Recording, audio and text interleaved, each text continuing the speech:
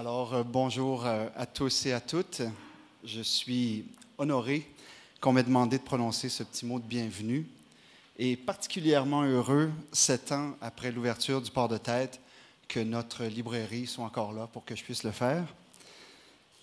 Donc, parce que c'est ce que je connais de mieux, je vais vous parler un peu de l'histoire du Port de Tête, des défis qui l'attendent et de ce qui se dessine pour l'avenir.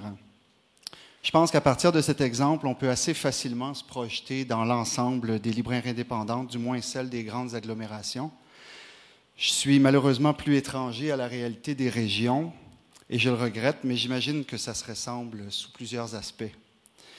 Le portrait aura l'air sombre par moments, mais je suis quand même assez optimiste, ne vous en faites pas. Vous savez tous à quel point il est ardu d'ouvrir une librairie. Vous savez aussi qu'il est encore plus difficile de la développer et de l'aider à grandir. Au mois de mai 2007, après avoir nous-mêmes rénové un local, fabriqué le mobilier et, bien sûr, constitué l'inventaire, le Port de Tête a ouvert ses portes.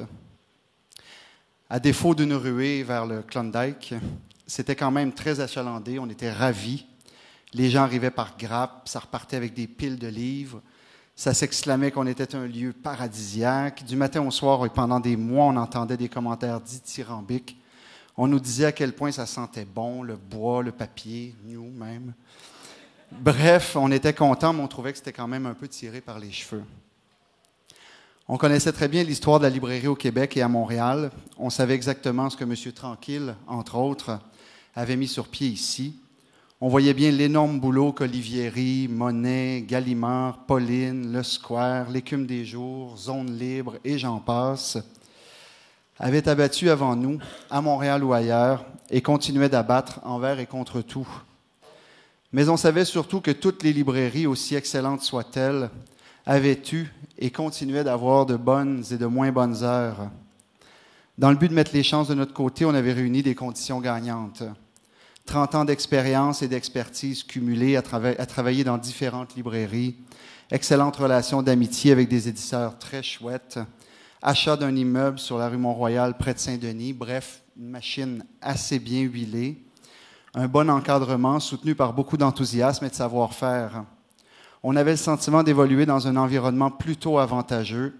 On s'est dit qu'il fallait partir de ça, de toute façon, si on voulait ajouter une voie complémentaire intéressante au concert des librairies indépendantes. Donc, assez tôt dans le processus, on s'est dit qu'il fallait se méfier. Après 6 mois, les blagues qu'on entendait le plus souvent étaient « Ah, je vais plus remettre les pieds chez vous, sinon je vais me ruiner » ou bien « C'est beau chez vous, mais c'est cher ». Puis les blagues se sont transformées peu à peu en véritables questions qu'on nous pose encore chaque semaine, du genre « Pourquoi vendez-vous 30 $ un livre qui vaut 15 €?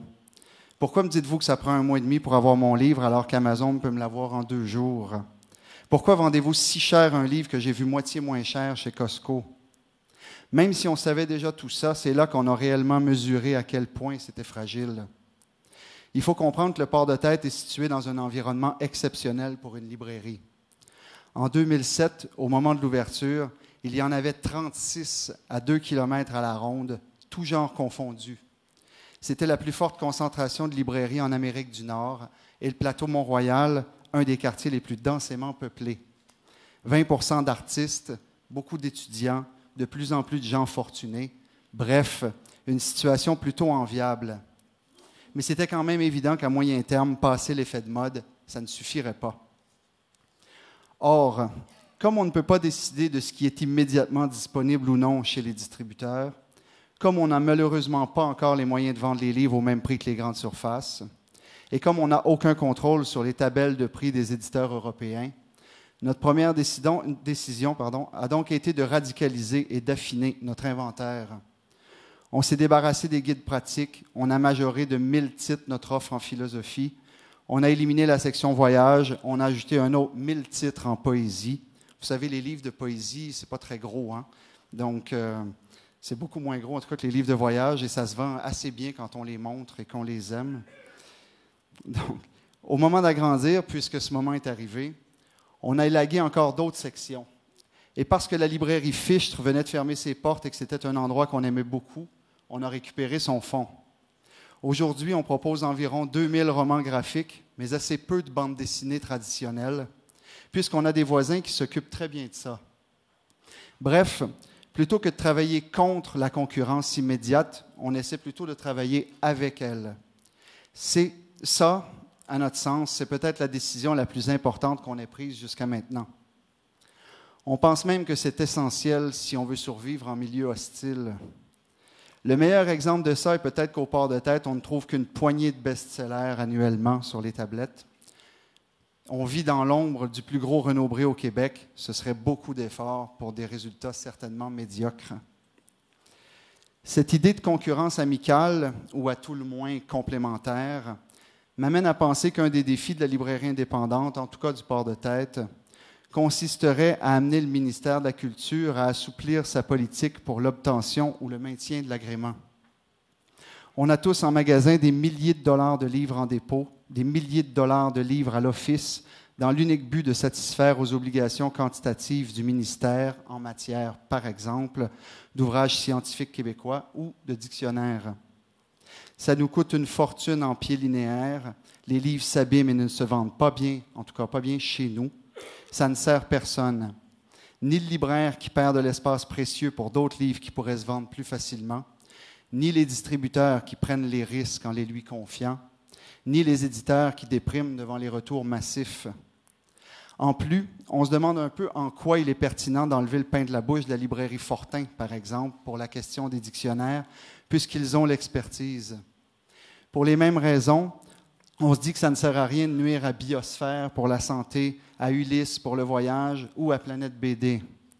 Je ne vois même pas l'utilité d'arracher des miettes à Renaud-Bré parce que si les chaînes s'écrasent, et elles peuvent très bien s'écraser, on l'a déjà vu, ce n'est bon pour personne. On est conscient qu'aux yeux du ministère, une librairie doit être soit spécialisée, soit généraliste. Mais d'une certaine façon, on demande aux librairies générales d'être spécialisées en généralisme. Au prix où sont les loyers, personne ne peut se permettre ça. Depuis 2007, pour diverses raisons, 8 des 36 librairies dont j'ai parlé ont fermé leurs portes. D'autres sont dans des positions assez difficiles. Et nous-mêmes avons dû vendre notre immeuble à cause d'un conflit interne qui a failli nous faire imploser. Comme quoi, on n'a même pas besoin d'attendre que le marché nous assomme. On est très bien capable de faire ça tout seul. Ceci étant dit, malgré les écueils, le Port de Tête va plutôt bien. Et ce, pour plusieurs raisons qui sont autant de défis quotidiens. Notamment, pendant qu'on montait notre plan d'affaires, on s'était dit qu'il fallait contribuer, nous aussi, à maintenir ou à ramener les livres dans les lieux du livre. Pour donner aux éditeurs le moyen de faire des lancements chez nous plutôt qu'au bar du coin, on a donc mis sur pied une formule très simple. Le lieu est gratuit, vous vous occupez des invitations, vous amenez à boire, on s'occupe des bouchées et du reste. On a acheté de la vaisselle et un bon système de son, puis on n'a plus regardé en arrière. En 7 ans, on a accueilli tout près de 400 lancements de livres et près d'une centaine d'autres événements liés aux livres. Ça fait beaucoup de publicité pour assez peu de frais. On voit ce que plusieurs libraires organisent, toute la diversité qui s'y déploie, et on se répète sans cesse que c'est formidable et qu'il faut se donner les moyens de continuer à le faire, qu'une grande part du salut de la librairie indépendante passe par là, par les activités qu'elle offre à ses concitoyens. L'année dernière, par exemple, le Port de Tête a proposé un projet au Conseil des arts de Montréal pour une résidence d'écrivains en librairie. On était donc extrêmement heureux quand on a vu l'enthousiasme qui animait les gens du Conseil. Ils se sont démenés pour trouver de l'argent, ça s'est mis en branle rapidement, ils se sont associés à l'ALQ, on a fait un appel de candidature, on a trouvé un écrivain, puis 25 participants ont décidé d'embarquer, et si j'ai bien compris, le projet sera repris dès l'année prochaine pourvu qu'une autre librairie se montre intéressée, ce dont je ne doute pas une seconde. Ce type d'événement, de même que les portes closes chez Raffin, les causeries chez Olivieri, les expositions chez Monet, les 2 poètes et un absent chez nous, la participation de Gallimard à la Nuit Blanche, et j'en passe, permettent aux librairies indépendantes de s'ancrer et de se rendre indispensables aux quartiers ou aux villes qui les accueillent. Mais de telles activités, aussi fameuses ou intimes soient-elles, sont plus souvent récompensées par le rayonnement qu'elles diffusent que par l'argent sonnant qu'elles génèrent.